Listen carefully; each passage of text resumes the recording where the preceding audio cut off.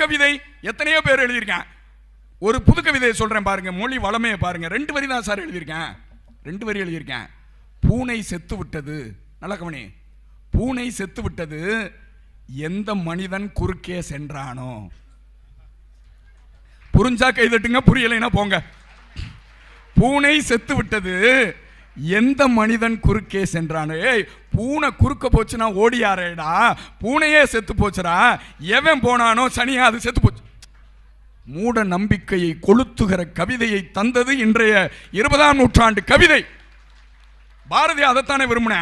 நெஞ்சு பொறுக்குதலே இந்த நிலைகட்ட மனிதரை நினைந்து விட்டால் அஞ்சி அஞ்சி சாவார் இவர் அஞ்சாத பொருள் இல்லை அவனிலே வஞ்சனை பேய்கள் என்பார், இந்த மரத்தில் என்பார், குளத்தில் என்பார், துஞ்சுது முகட்டில் என்பார், மிக துயர்ப்படுவார், என்னை பயப்படுவார்னு எழுதினேன்.